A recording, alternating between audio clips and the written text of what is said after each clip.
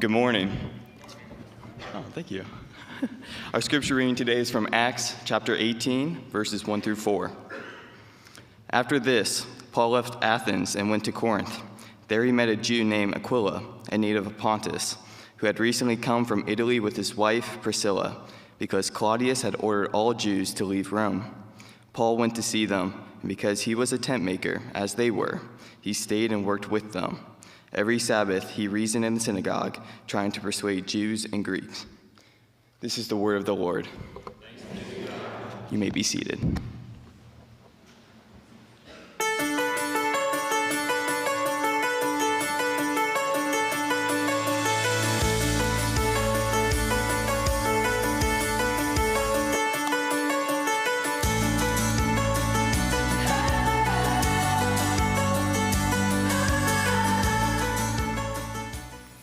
Well, good morning, Christ Community Church. It's special to be here. There's someone in the fire. Oh my goodness, that is the perfect song to kind of kick off what I want to share with you this morning. We were recently deported from Turkey, and what I want to try to do this morning is kind of do a mashup that is a merger between the story and what we've learned from God this year and Nehemiah chapters 1 to 4. So, honestly, let's see if I can find the remote. Here it is. So, maybe? Okay. Yeah. We'll go to the next one. So, maybe? Well, this is a story that is both raw and personal and still very much in progress. It's a story about losing a home, finding a refuge, and then learning to rebuild. Over the past 20 years, Michelle and I have been in Istanbul, and it really wasn't a temporary assignment. It was our life. My primary role was as the Turkey portfolio consultant for an organization called the Strategic Resource Group. Michelle already mentioned that she was directing the godly play for Parrot Church, and our boys did K through 12 in the Turkish education system. So we were very embedded. I should pause here and explain what SRG is. The Strategic Resource Group is an organization that mobilizes capital from generous donors to deploy financial resources, primarily financial, other resources too, that are focused on trying to strengthen the local church and indigenously led projects all across the Medina region. So, I mean, honestly, as an organization, we're focused on everything from Morocco to Pakistan and from Turkey down to Yemen. My responsibility was just for Turkey, and I had about 30 or so projects around the country that were focused on just trying to lift up the entire Turkish church. But the core of our story is found in a 3-digit code in that simple book of the Bible, Nehemiah. On January 6th of 2025, the quiet stability of our life was shattered when we learned that my colleague had been denied entry. So we called our lawyer, and the truth came back. Both Michelle and I had been N82 coded on December 16th of 2024, no less. And this N82 code means, honestly, a likely lifetime entry ban, and that we're basically considered terrorists by the Turkish government. 20 years gone, really without any warning. We were suddenly faced with the devastating reality of this deportation. It was an instant and total loss. And that's why I found such profound solace and instruction in the book of Nehemiah. His story of grief and planning and rebuilding is not just ancient history. It's a roadmap of our last year built on the principles next to him and next to them. This is going to be a little bit hard to see, but those are our boarding passes that are over in the corner, and they are each stamped with that N82 code. And that's a picture from 2 days after Kay was denied entry, and we were talking with her about kind of what we were going to try to do to try to help her get back into the country. It never worked out. She was never able to come back in. So my initial reaction to the N82 was the same as Nehemiah's reaction. What he did was he sat down, he wept, and he fasted. And he prayed. That's from Nehemiah 1:4. I didn't try to numb the ache. I didn't immediately jump to strategy. I tried to let the grief hit. And here's the truth I've discovered. Your tears are your data. Your ache may be your calling address. The overwhelming sorrow we felt over the loss of ministry and the fear for our 11th grade son's 11th grade year completion, those weren't distractions. They were the very things that defined our urgency. They became the blueprint. And I realized God often begins to rebuild with tears, not with blueprints. That had allowed that feeling to propel me into this action. If it doesn't move you to tears, it's not going to move you to action. Grief was simply the prerequisite for the assignment. And what I carried to God in that initial crisis, I felt confident that he was going to see it through to completion. We had a clear and humanly impossible mission. Secure Elijah's 11th grade transcript that wasn't going to be available until June 20th. The crisis was starting in January. Sell and liquidate our home, all while being N82 coded, erased from government systems, and illegally still living and residing in Istanbul. We were standing before a rubble of our life, people in exile, seeking from a foreign authority time and grace that they wouldn't give if they ever found us. But I knew exile is probably not going to be the end of our usefulness. It's going to be the beginning of our assignment.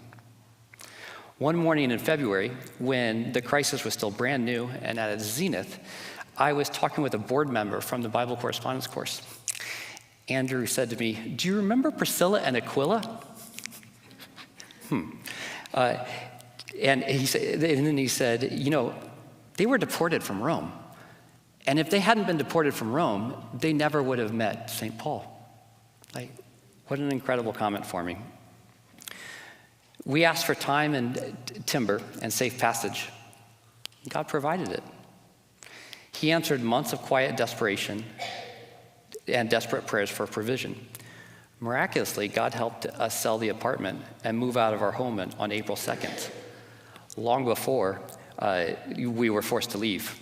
And this slow-moving crisis granted us a precious mercy, the ability to say proper goodbyes and close nearly all of our responsibilities. Oops, maybe that was already there, so thank you. All the responsibilities except for one. I'm still employed as SRG's portfolio consultant, even now 6,000 miles away. It's kind of amazing what virtual ministry can enable post-pandemic. I can continue to work on financing local ministries, even if I can't personally visit them any longer. So the Turkish government might be done with me, but I'm not done with Turkish ministry. Also, on that February morning, Andrew said, if we need it, we could use his apartment in East Finchley, North London, for however long we needed it this past summer. That was a perfect answer for us. It was a perfect location, because Elijah is now at Black Forest Academy in Germany. We left in June, but we didn't need to put him in school until August. And it didn't really make sense to come all the way across the Atlantic until we dropped him off. And so being able to stay in East London was kind of a perfect in-between, both in time and space after the deportation. We were there for 6 weeks. The timing, the property sale, the school transcript, East Finchley, London, SRG, it's all a clear sign that God opens doors that strategy never could. The gracious hand of God was clearly with us, even in this fire. So once this initial plan was in place, the real work began. Nehemiah 3 teaches us the most powerful lesson. The wall was built by goldsmiths, perfumers, merchants, and families, each working on their own section. This principle, next to him, next to them, became our survival strategy.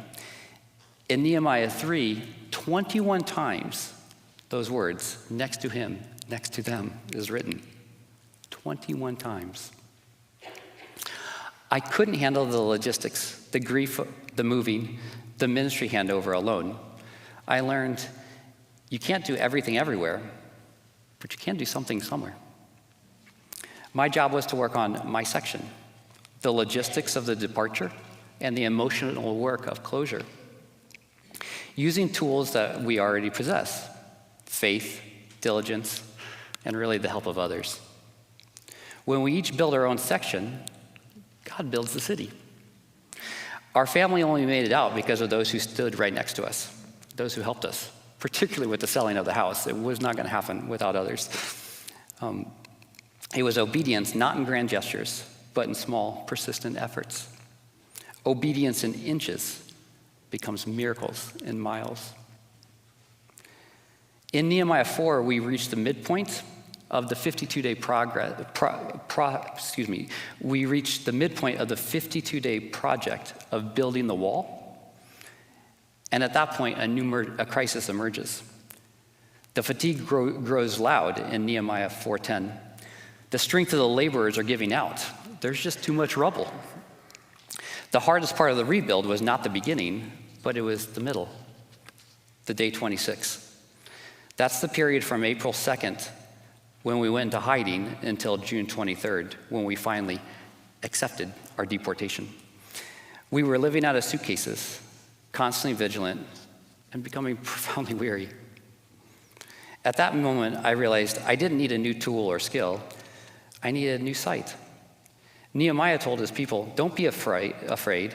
Remember the Lord, great and awesome, and fight for your families." When the emotional rubble piled up, what did we have to do? We had to raise our remembrance of God higher. This consistent reminder was to keep the trowel of faith and the sword of love in our hands. We had to hold on to the why, both our families, our future, and our faith, to push through the immense physical and spiritual drain.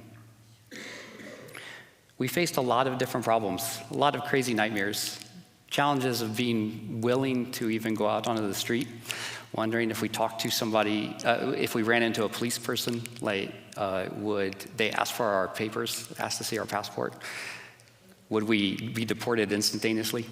Would they give us 10 days? These were really big problems, honestly, starting in January all the way through until, I started to really trust the Lord, I'd say, in the middle of May, when we were getting closer to June. So, there were days when I wanted to simply step away and surrender. But Nehemiah came back to me again, and his refusal echoed in my heart. When his opponents tried to lure him off the wall, he said, "I'm doing a great work, and I cannot come down." We had to refuse the distractions and stay focused until the end. And so we finally left Turkey on our own accord on June 23rd, and the journey has continued with months of living out of the bags in both London and then in Germany, and then at my mother's place in Indianapolis. Then came the miracle of our house closure. It came about, honestly, as miraculously fast, as everything else has been, because we arrived in the States on August 28th, and on October 11th, we actually moved into our new home in Westfield, Indiana. And that was the completion of our wall. The entire process, from the N82 code back in January until the front door on October 11th, was completed in a time frame that was not human hustle, but only holy help on human obedience. The entire process proved that we may have to lay the bricks, and it's God that's going to accelerate the time. Our perseverance has become proof that God is real, that there is someone in that fire. Because even in our grief-stricken hearts, we had to admit that this work, in its devastating beginning and redemptive end, had been done only with the help of God. But I want to be really honest. This victory is inseparable from the sorrow. The pain of losing Istanbul is still pretty immense. I've been reflecting on the words from C.S. Lewis in the wonderful little book called The Grief Observed, and they give clarity to this cost. The pain I feel now is the happiness I had before. That's the deal. I love that quote. Like, the intensity of the grief is simply a testament to the beauty, the 20-year life that we built, and the ministry we loved. The pain is not a mistake. It's a profound measure of the joy and commitment we experienced. Honestly, we're still unpacking. This question of when are you settled is something we're going to be wrestling with for probably another year at least. But we're ready to start that next assignment with the same God who built and who rebuilt Jerusalem in 52 days. So if you're facing your own rubble today, a broken relationship, weary ministry, financial crisis, well, whatever your day 26 is, I invite you to pray with me using the very rhythms from both the book of Nehemiah and our story. So will you pray with me? God of the impossible, God of the 52 days, we bring you our rubble. Give us Nehemiah's tears that turn into courage, Nehemiah's prayers that become plans, and Nehemiah's boldness to ask for timber and time.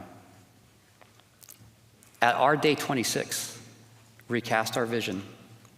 Help us to remember you, remember why, and to keep building with the sword of truth in one hand and the trowel of love in the other. Lord, show us our section. Anoint the tools already in our hands. Link us to one another until a wall arises that we could have never built alone, next to him, next to them. And when it is complete, let us all declare, God did this. In Jesus' name, amen. Thank you, guys.